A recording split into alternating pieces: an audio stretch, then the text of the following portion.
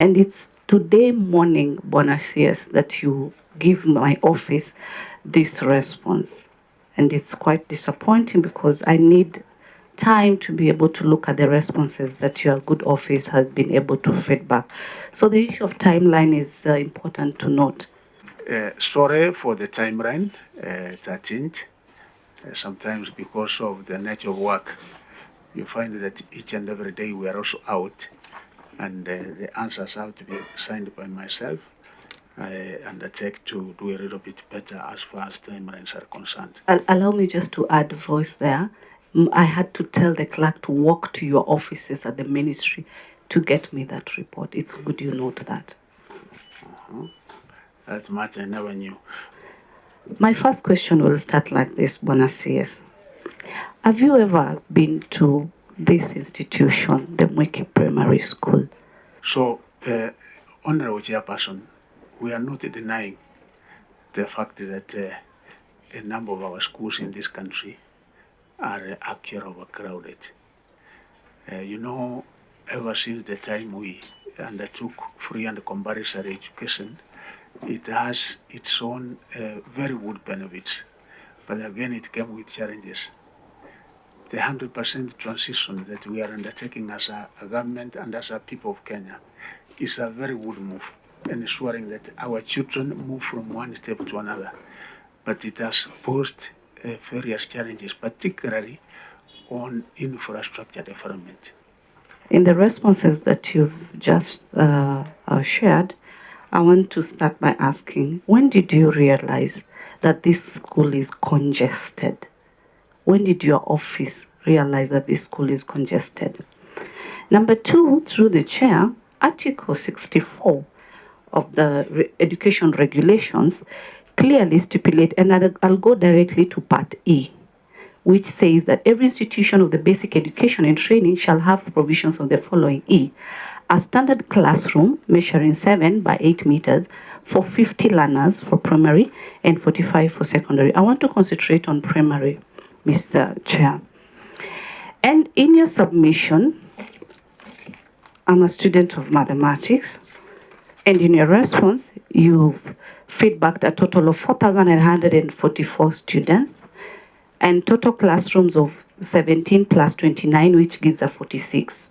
To get a mean, you need to do the 41, 44 divided by 46. It gives me a mean of 90 students per classroom.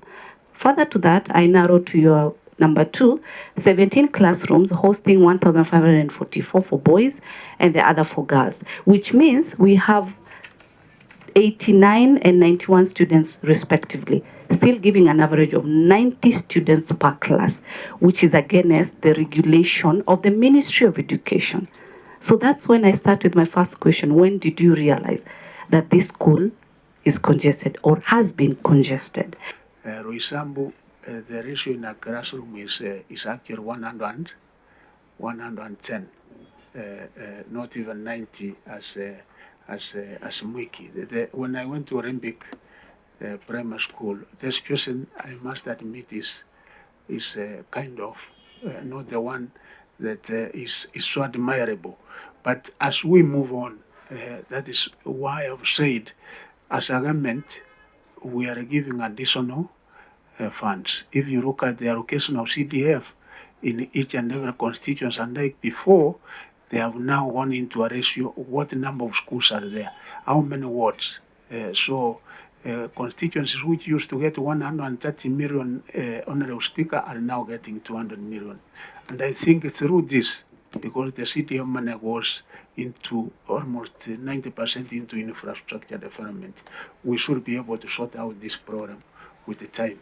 Because of what we have identified, when I give out this money, that the little money which comes in the form of infrastructure in the ministry, I look at the cases like Mwiki. Of course, I traversed the entire country. Yesterday I was in Kericho, Kirion, the other day in Nandi. Today I was in Nairobi. Mwiki, I've said before long I will also go there so that we are able to engage with the local leadership, and together I'm sure that we will be able to come up with a solution. Looking at the other facilities as required by the ministry, a ratio is here indicated that the toilets are 49 and the ratio for girls is 1:56, and the required standard per the ministry is 1:25. We have a number of double girls, and that takes me to my primary, because I was in a public primary school. Then I tried to sit and remember how we could queue, but this queue is too long. How do I respond to my natural call as a student on a break of like 30 minutes and queue all that time waiting to respond to a natural call as a girl? Further to that, through the chair, you've talked about 0.6 on an expenditure of allocation of 5 million. This year, the ministry has allocated 5 million to support the decongestion efforts. The English word that I capture is decongestion effort. What is this 5 million for? Is decongestion a process, a service? What are you doing to do with this 5 million as you've indicated? Number 8, you've talked about a manual that requires each school to have a safety subcommittee. Does this school have it? Because then I needed to see an annex saying Mr. So-and-so, Mrs. So-and-so are the members of the school safety subcommittee at Mwiki Primary. Where is that annex? Is it just a matter of like the typing and responding to this committee and life moves on? So that from the ministry point of view, we see how we assist them and we try to remedy this particular situation. So I'm not denying Honorable Chairperson that this program is there. As a standard is 1 to 50 in primary. As a standard is 1 to 45 in secondary. But that is the ideal. The real situation in a number of schools where you come from is different. We cannot be able to sort it out in a day, but progressively this is where we want to be. Because then when we are here is when we can be able to ensure that the quality of running is actually guaranteed in our primary schools and in our secondary schools. Part of the reasons why we have poor performance in some of the schools is this. Even a teacher to mark 110 pupils, you can understand how problematic that can be. How you can control students to move out in batches, but exactly how do you effect moving in batches, especially considering that there is the same reporting time to school. And so what do you do when they are getting in? What arrangements do you have? You know, when they are going out of school, you can control that because you have them there together. What of when they are coming in? Report before the children. And therefore they wait for the children at the gate of the school and they control, so that the student control in terms of student movement and flow. That again, we are able to, and that's why for the case of Wiki, so far we have not had any catastrophe or any challenge. Thank you. Chair. That is a control I have a problem with. Just a minute. Outside the school gate, and the risk of a stampede then becomes very, very real. That's my concern, getting in, because they'll build up around the school gate. I don't know whether you can consider maybe having several gates, especially because of when they're moving in. To 8, lessons start around, after 8, 8:15, 8:30, depending on the school. Every school has a daily routine, but we have guided in the Basic Education Act when they are supposed to report. So not all the 4,000 students report at the same time. But what we do is when they start trickling in from 7 in the morning, the teachers are already waiting there. And so they control this, that, teacher-student control, that is put in place. But I just want to say that this case of Wiki keeps on coming back. In fact, it's not the first time we're addressing it here in Parliament. So a number of effort has been made, especially with the leadership.